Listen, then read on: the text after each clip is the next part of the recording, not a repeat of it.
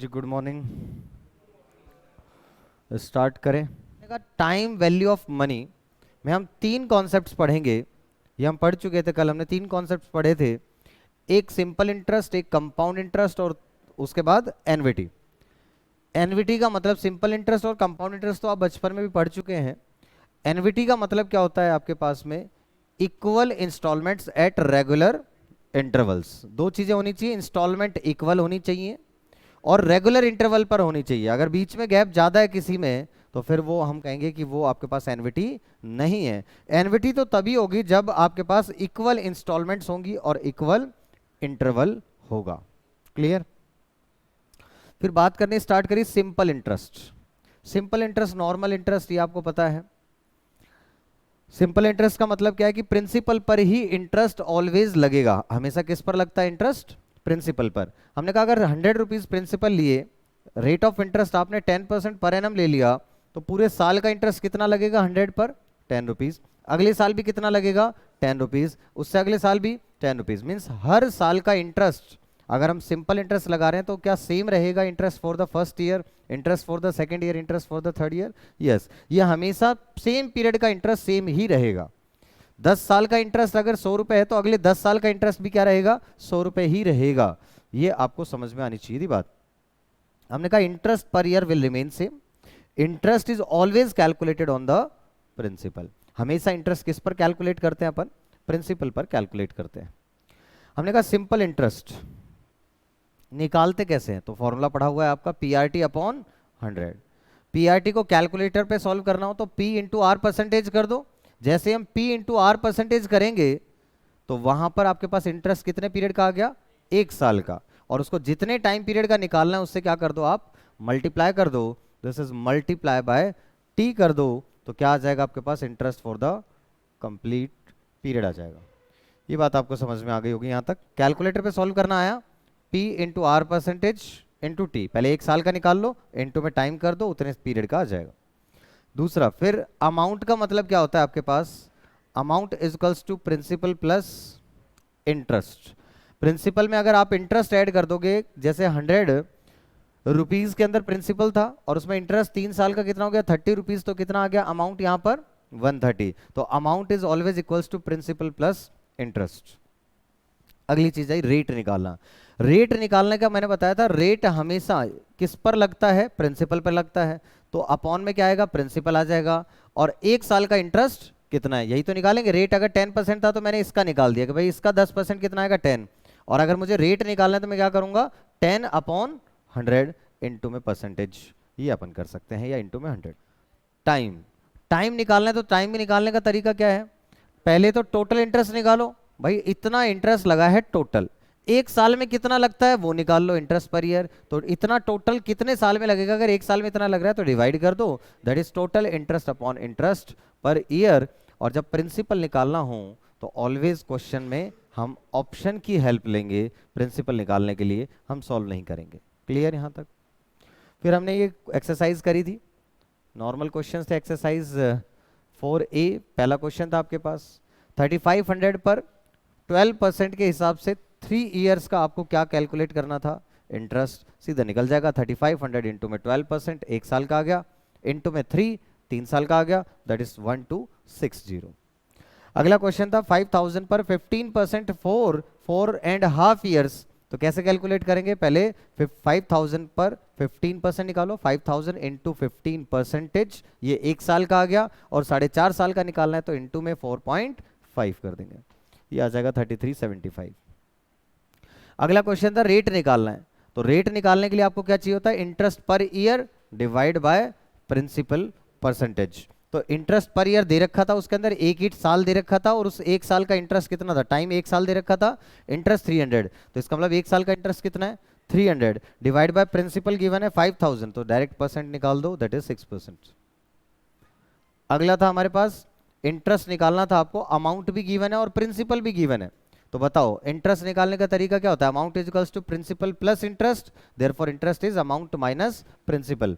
तो 7200 माइनस 4500 कर देंगे तो कितना आ जाएगा? 2700। अगला क्वेश्चन था क्वेश्चन नंबर 5। इसमें निकालना था आपको आर निकालना है। इंटरेस्ट निकाल, आर निकालने का तरीका क्या होता है? इंटरेस्ट पर ईयर निकालो। तो उसके लिए पहले हमें क्या निकालना पड़ेगा, टोटल इंटरेस्ट। तो टोटल इंटरेस्ट कैसे निकाला, अमाउंट माइनस प्रिंसिपल, 16,500 माइनस 12,000 कितना आ जाएगा, 4,500। उसके बाद पूरा टोटल इंटरेस्ट आ गया। तो एक साल का इंटरेस्ट निकालने के लिए क्या करना पड़ेगा बताओ, उसको टाइम से डिवाइड कर दो, टोटल इंटरेस्ट अपॉन टाइम। तो 4,500 अगर आपके पास 2.5 ईयर्स का है तो एक साल का कितना आ गया, 1,800। और एक साल का इंटरेस्ट आने के बाद 1,800 डिवाइड बाय प्रिंसिपल कितना है आपके पास, 12,000, परसेंटेज कर दो, रेट आ जाएगा। क्वेश्चन नंबर 6 में टाइम निकालना है। तो टाइम कैसे निकलता है, total interest upon interest per year. तो टोटल इंटरेस्ट पर एनम निकाला अपन ने, प्रिंसिपल दे रखा है 10,000 और कितना परसेंट है, 12.5% रेट है, तो कितना आ जाएगा 1250। और टोटल इंटरेस्ट कितना था 2,500 डिवाइड बाय 1250। तो एक साल में अगर 1250 इंटरेस्ट लग रहा है तो 2,500 लगने के लिए कितना टाइम चाहिए, 2 साल। तो इसका मतलब 2 ईयर्स लग जाएगा।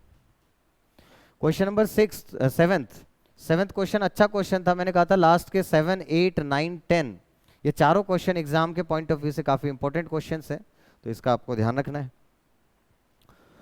तो आपके पास क्वेश्चन नंबर 7 में पूछा है time, total interest upon interest per annum. ये तो हमें सेम चीज वो समझ में आ गई। टोटल इंटरेस्ट भी निकाल लेंगे, अमाउंट माइनस प्रिंसिपल करके टोटल इंटरेस्ट आ गया, इंटरेस्ट पर एनम भी आ जाएगा, principal multiply by rate percentage करके ये भी आ जाएगा। यहां तक कोई प्रॉब्लम नहीं रहती है, 1.6 ईयर्स। अब 1.6 ईयर को बच्चा क्या समझ लेता है, 1 ईयर एंड 6 मंथ समझ लेता है। ये आपको गड़बड़ हो जाएगी यहाँ पर। तो आपको क्या ध्यान रखना है, ये क्या है, 1 ईयर प्लस 0.6 ईयर। तो 0.6 ईयर को अगर आपको मंथ्स में कन्वर्ट करना है तो किससे मल्टीप्लाई करना पड़ेगा, 12 से मल्टीप्लाई करना पड़ेगा, ध्यान रखना। एक साल में 12 महीने होते हैं तो 0.6 इंटू 12 ये आ जाएगा आपके पास 1 ईयर प्लस 7.2 मंथ्स, और ये आ जाएगा 1 ईयर एंड 7 मंथ्स अप्रोक्सीमेट। जो ऑप्शन था ये उसके नियर बाई ये चला जाएगा। क्लियर यहाँ तक। क्वेश्चन नंबर 8 भी अच्छा था क्योंकि इसके अंदर मंथली इंटरेस्ट दे रखा था कि एक महीने का इंटरेस्ट 1,200 रुपए, रेट दे रखा था आपके पास में 18% पर एनम, और आपको पूछा था कि प्रिंसिपल बताओ। तो मैंने कहा था ऑप्शन से करेंगे। तो दो तरीके हैं हमारे पास, जैसा न्यूमरेटर वैसा डिनोमिनेटर बना दो। अगर न्यूमरेटर में एक महीने का इंटरेस्ट ले रहे हो तो डिनोमिनेटर में भी रेट में भी क्या होना चाहिए, एक ही महीने का होना चाहिए। 18% पर एनम है, मतलब पूरे साल का 18% है। तो मुझे बताओ एक महीने का कितना हो जाएगा, 1.5%, 18 डिवाइड बाई 12। अगर आपने कहा कि 1200 डिवाइड बाय, मैंने कहा ना जैसा न्यूमरेटर वैसा डिनोमिनेटर। अगर न्यूमरेटर आपके पास क्या है, एक महीने का इंटरेस्ट है, तो डिनोमिनेटर में जो परसेंटेज आएगी वो भी एक महीने के ही इंटरेस्ट की आएगी। तो 12% फॉर द होल ईयर, और कितना आ जाएगा आपके पास, sorry 18% for the whole year, तो एक महीने का कितना आ जाएगा 1.5%। तो डायरेक्ट डिवाइड करके आ जाएगा 80,000। यह एक तरीका था क्या कि आप नीचे 18% रेट पता है पूरे साल का, तो मैं इंटरेस्ट को भी क्या बना लूं, पूरे साल का। तो एक महीने का इंटरेस्ट कितना 1200, तो 12 महीने का इंटरेस्ट कितना हो जाएगा 14,400। तो 14,400 डिवाइड बाय 18% इक्वल्स टू 80,000, ये भी आ जाएगा। क्या तो ऐसे करो या तो ऐसे करो या फिर ऐसे करो। ऑप्शन से कैसे करेंगे, 50,000 पर 18% निकाल दो, पूरे साल का आ जाएगा। लेकिन हमें कंपेयर तो एक महीने का करना है, तो डिवाइड बाय 12 कर दो। एक महीने का आया 750, जो कि आंसर नहीं है हमारा। क्या आना चाहिए था एक महीने का, 1200 आना चाहिए था। दूसरे में चेक किया वहां आ गया 900। तीसरे में चेक किया 80,000 पर 18% पूरे साल का आ गया। एक महीने का निकालना है तो डिवाइड बाय 12 कर दिया, तो आपके पास 1 मंथ का आ गया 14,400 डिवाइड बाय 12, ये 1200 आ गया। क्या यही ऑप्शन है, यस। और क्वेश्चन नंबर 9, ऐसा क्वेश्चन भी बहुत बार आता है। जब आपको एक सर्टेन टाइम पर बता रखा होगा इतना अमाउंट हो गया, इतने टाइम बाद इतना अमाउंट हो गया, मीन्स 2 साल में एक अमाउंट, 2 साल में कितना हो गया 6,200 हो गया, और 3 साल में कितना हो गया 7,400। तो थर्ड ईयर का इंटरेस्ट पता चल सकता है अपने को, यस। थर्ड ईयर का इंटरेस्ट कितना आ गया 1200। तो ये बताओ इंटरेस्ट जब भी सिंपल इंटरेस्ट होता है क्या सेम पीरियड के लिए इंटरेस्ट हमेशा सेम रहता है। तो एक साल का अगर 1200 है तो इस साल भी कितना होगा 1200, और इस साल भी कितना होगा 1200, 1200। क्लियर है। तो अब ये 6,200 है और यहाँ इंटरेस्ट कितना लगा है, तो अमाउंट क्या होता है आपके पास, that is principal plus interest. तो अगर मेरे को प्रिंसिपल निकालना है तो मैं क्या करूँ, अमाउंट में से क्या माइनस कर दूं, इंटरेस्ट माइनस कर दूं। मीन्स 6,200 में से कितना इंटरेस्ट 2,400 माइनस कर दूं, तो प्रिंसिपल आ जाएगा 3,800। और रेट और निकालने को बोला था, तो रेट निकालने का तरीका क्या है, 1 साल का interest divide by principal percentage. तो अपन ने कहा 1 साल का इंटरेस्ट कितना है 1200 डिवाइड बाय प्रिंसिपल कितना हो गया 3800 और परसेंटेज 31.5। और ये तो फेवरेट सवाल है ही, ऐसे क्वेश्चंस भी काफ़ी आते हैं। अगर आपके पास प्रिंसिपल 100 है, ये कह रहे हैं 10 साल में डबल हो जाएगा, कोई भी प्रिंसिपल हो, तो हमने मान लिया कि सपोज 100 है, कोई भी प्रिंसिपल हो वो 10 साल में अगर डबल हो रहा है तो उसको ट्रिपल होने में कितना टाइम लगेगा। अगर वो 10 साल में डबल हो रहा है तो उसको ट्रिपल होने में कितना टाइम लगेगा, ये आपको निकालना पड़ेगा। तो हमने कहा कि 100 से 200 होने का मतलब डबल होने का मतलब क्या है, कितना इंटरेस्ट लग गया प्लस 100। तो 100 रुपीज़ का इंटरेस्ट लगा कितने साल में, 10 साल में।